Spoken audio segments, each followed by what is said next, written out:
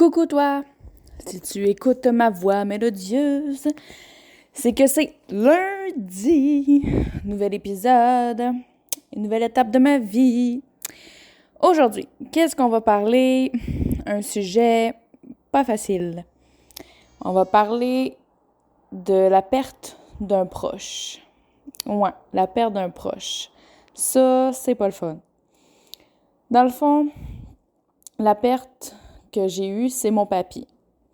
Si vous avez écouté mes autres épisodes, vous comprendrez que mon papy faisait vraiment partie de ma vie. C'était comme mon modèle paternel. Donc, mon papy, c'était une personne... il était vraiment drôle, là, vraiment. Là, il pouvait faire des jokes sur le sexe, des jokes... il faisait des chansons, là, mon dos. Il y en a une que je me souviens qui disait Paulette, sa rue sanguinette qui lâche des gros pets, en tout cas. Mon papy, c'était un petit comique. Il aimait ça, faire rire les autres, vraiment. Mais il était capable de garder son sérieux, par exemple. Il était quand même assez stressé. C'était vraiment une personne qui avait un grand cœur, qui voulait aider. Il m'a vraiment, il m'a vraiment montré beaucoup de choses.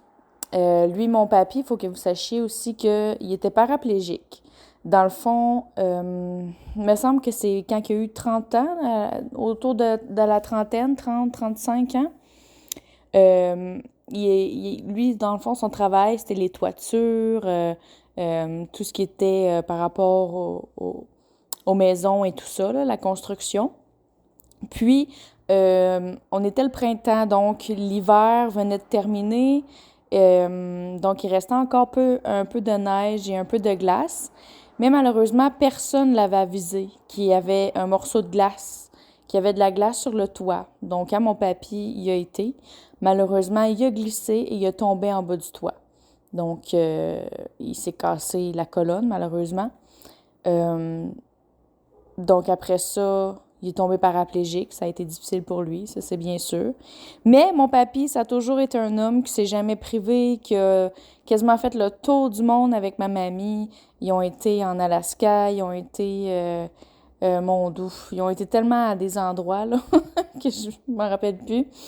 Ils ont été à plein d'endroits, puis, tu sais, c'est ça, même s'il était paraplégique, là, pour lui, c'était pas quelque chose qui lui faisait peur. Au contraire, il voulait vivre pleinement sa vie.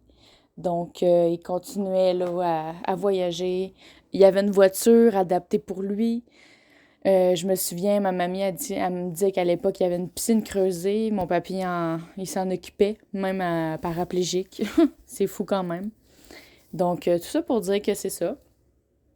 Mon papy, ça a toujours été un homme présent dans ma vie. Euh, Puis surtout avec les garçons aussi. Les garçons ne pouvaient pas vraiment venir chez moi parce que j'habitais chez mon papy avec ma maman et ma mamie. Dans le fond, si vous avez écouté mes autres épisodes, vous allez comprendre. Mais c'est ça. Fait que quand que j'avais des garçons, il fallait qu'ils restent souvent dehors. Puis c'est correct, c'était chez eux, puis ils avaient le droit, tu sais. Mais ma mère, elle me dit qu'avec le temps, il était plus correct. Tu sais, avec moi, il me laissait plus comme aller, mais tu sais, comme avec ma mère, vu que c'était la plus jeune, tu sais, il la suivait, puis vraiment, là... En tout cas, ça, c'est assez comique, qu'est-ce que j'ai appris sur mon papy avec ma mère, puis tout ça. C'est un protecteur, c'était vraiment un protecteur, mon papy, il protégeait vraiment les gens, vraiment. Il voulait vraiment pas que personne qui arrive quelque quoi que ce soit. Fait que ça englobe mon papy. Donc, et j'en passe aussi, là. Il y a des choses que vous n'êtes pas obligé de savoir. Fait que dans le fond, je vais toujours m'en rappeler. Je sais pas si je vais détailler sa mort. C'est pas un sujet qui est super plaisant à raconter comme mort, mais je peux vous le dire brièvement. Je me souviens simplement, en fait, je me souviens de tout, là, de tout de A à Z, là. C'est comme si c'était arrivé hier. Mais c'est arrivé en 2012, le 14 décembre 2012. Ouais, le 14 décembre 2012. Puis, je me souviens, moi, des fois, je dormais sur le divan en haut parce que j'aimais ça. J'aimais ça dormir sur le divan en haut. Puis, je me souviens, mon papy, il commençait à être un petit peu plus malade, mais sans vraiment dire qu'il allait mourir, OK? Tu sais, c'était vraiment une mort subite qu'on s'en attendait vraiment pas.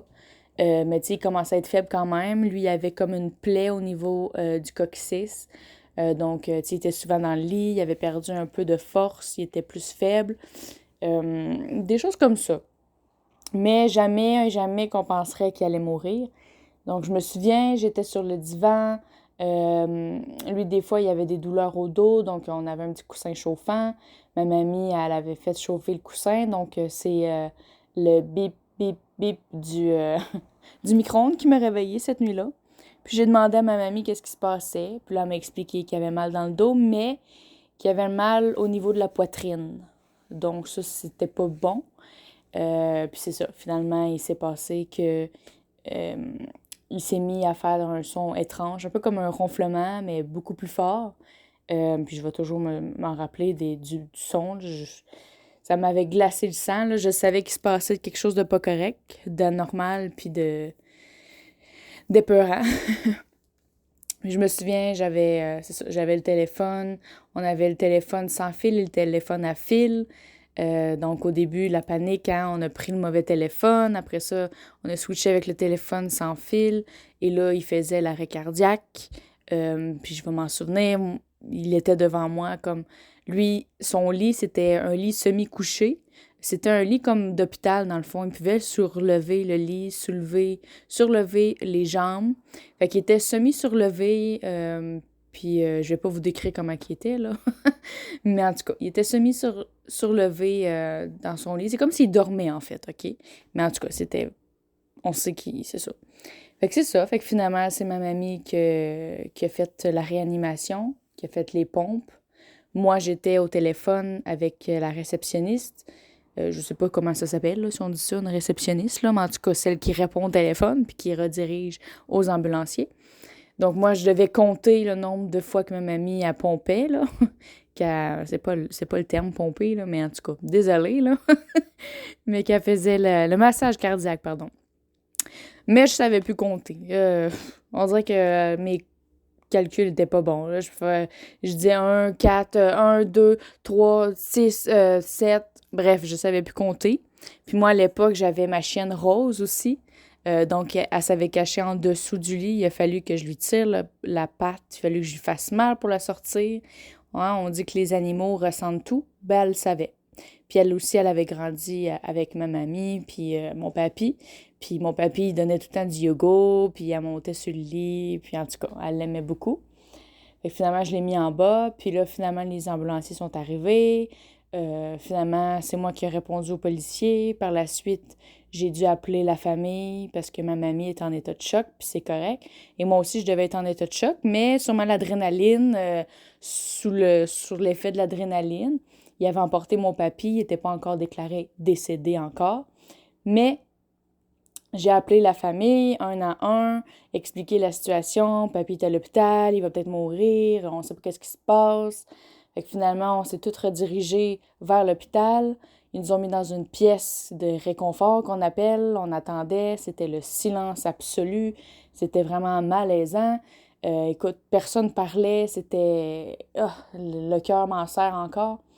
Puis finalement, quand que le médecin est arrivé et qu'il a simplement dit malheureusement, on n'a pas pu. Et là, on s'est tous mis à pleurer. Donc là, on venait d'apprendre le décès de mon papy. Fait que ça a été très, très, très difficile. Ça a été un gros choc, un très gros choc pour la famille, parce que mon papy, c'était lui qui nous réunissait. Malheureusement, depuis qu'il est décédé, notre famille s'est pas mal éloignée. Il y a des gens que je vois plus, carrément. Il y a des gens que j'ai moins de nouvelles. Il y a des gens... c'est ça. Malheureusement, on s'est séparés dans la famille. Donc, après ça, c'est ça. Quand il est décédé, il y a eu les funérailles, il y a eu l'enterrement. Puis, il me semble qu'on pouvait pas l'enterrer parce que c'était l'hiver. Donc, imaginez-vous qu'il a fallu que j'arrive un deuxième deuil pour aller l'enterrer au printemps. Parce que là, tout était congelé, donc on pouvait même pas l'enterrer. Donc, on a fait les funérailles quand même. Ça a été très difficile. Je me souviens la dernière journée quand ils ont fermé la... Voyons, pas la pierre tombale, là, mais... Voyons, tabarouette, j'ai blanc de mémoire. Bref, vous savez, le cercueil. Quand il a fermé le cercueil, juste le son du toc, je me suis mis à pleurer dans les bras de mon cousin. Écoute, c'était... Oh, c'était quelque chose. Après ça, comme je vous ai expliqué dans mon autre épisode, j'ai manqué beaucoup d'école. Ça a été... j'étais au secondaire 5, j'ai coulé mon année. Mes notes ont chuté. J'étais plus là. J'étais perdue. J'avais de la difficulté. Même pour ma graduation, j'avais le cœur gros. J'avais pas envie d'y aller. Moi, je voulais que mon papy soit présent. J'avais mal au cœur. J'avais mal en dedans. Fait que ça a été des mois difficiles. Puis en plus, comme je vous expliquais, il a fallu qu'on revive le deuil parce qu'il a fallu qu'on aille l'enterrer au printemps. Ça, c'était vraiment de la merde. Fait que je vous en passe de détails. Mais si jamais vous aimeriez vraiment plus en détail que j'aille plus creux, je peux faire un deuxième épisode bonus, comme on peut dire.